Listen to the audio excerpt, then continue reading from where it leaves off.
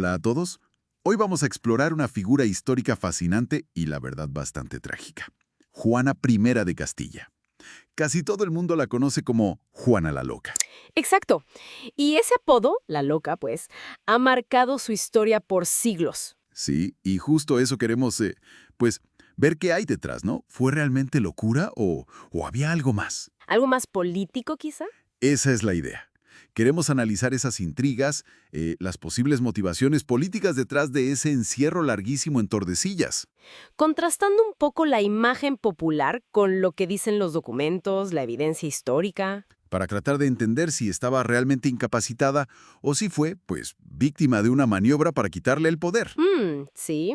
Vamos a revisar relatos de la época y también cómo se la ha visto después, para intentar llegar a una visión un poco más completa. Pues ha sido muy conveniente, ¿no? Conveniente y persistente. Pero fíjate que cuando rascas un poco en las fuentes, empiezan a surgir otras perspectivas. Perspectivas que ponen en duda esa versión tan simple. Exacto. Y que nos hacen pensar en el peso de la ambición política en toda su historia. Bueno, para empezar, pongamos un poco de contexto. Estamos en España, finales del siglo XV, principios del XVI. Ajá. Juana, hija de los reyes católicos, Isabel y Fernando. Se casa con Felipe el Hermoso, de Habsburgo. Un matrimonio estratégico, claro. Totalmente. Pero luego pasan varias cosas. Muertes inesperadas en la familia. Y de repente, Juana se convierte en la heredera de Castilla, el reino más importante. Y ahí es donde todo se complica. Empiezan las tensiones. Por un lado, la ambición de su esposo Felipe, Y por otro, el deseo de control de su propio padre, Fernando el Católico. que no quería soltar el poder en Castilla. Para nada. Y justo en esa lucha de poder es donde empieza a construirse el mito de su inestabilidad. Tan pronto, Sí, fíjate que los primeros rumores sobre su, digamos, desequilibrio los empieza a esparcir su padre, Fernando. después de la muerte de Isabel. Justo. En 1504 muere Isabel y Fernando necesita una forma de mantener el control frente a Felipe. O sea, usar la supuesta inestabilidad de su hija como arma política contra su yerno. Básicamente. Y cuando Felipe muere de repente, en 1506, esos rumores ya no solo se intensifican, sino que se vuelven la versión oficial, la conveniente. Y se mencionan comportamientos específicos, ¿no? Para probar esa locura. Sí, el más famoso y el más macabro quizá es ese viaje con el féretro de Felipe. Que viajó con él por Castilla, que lo abría a veces. Suena... Suena terrible, sí.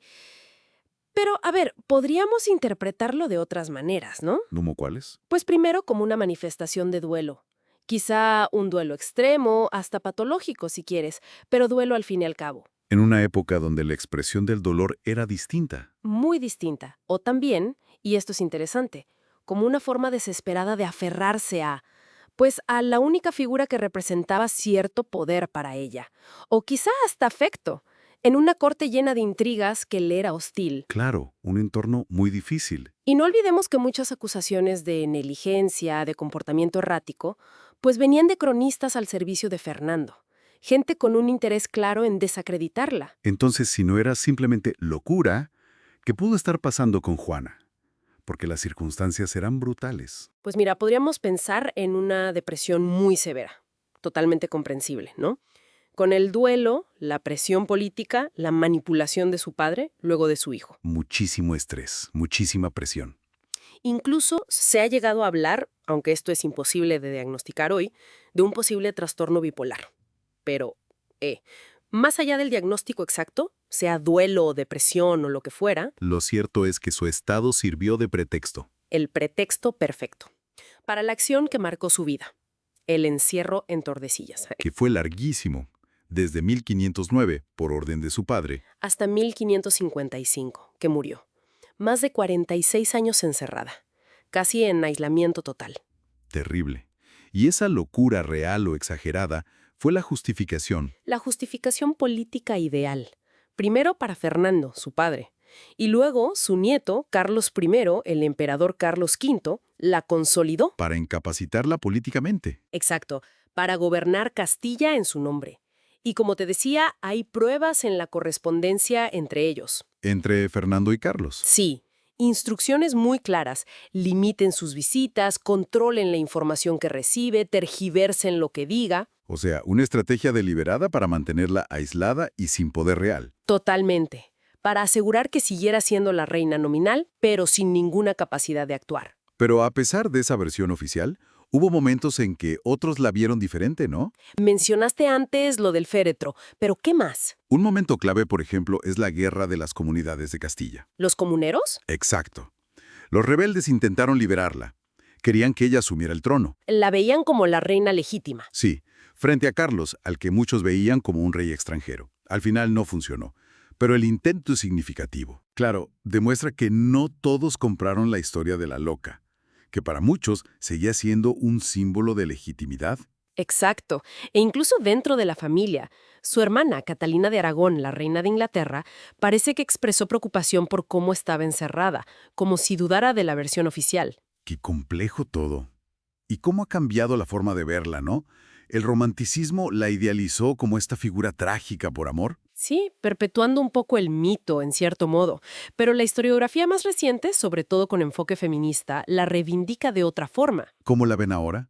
Pues como lo que era, la heredera legítima, una mujer cuyo poder fue sistemáticamente destruido por las ambiciones de los hombres a su alrededor, su padre, su esposo, su hijo. Una víctima de la razón de Estado, básicamente. Eso es, una figura cuya tragedia personal fue, pues, explotada con fines políticos. Queda claro entonces que la historia de Juana es mucho más complicada que la de una simple reina loca. Sin duda, sufrió muchísimo y es posible que tuviera problemas de salud mental, seguro agravados por todo lo que vivió. Pero esa etiqueta, la locura, parece más bien una construcción política, muy útil para quitarle el poder. Exactamente.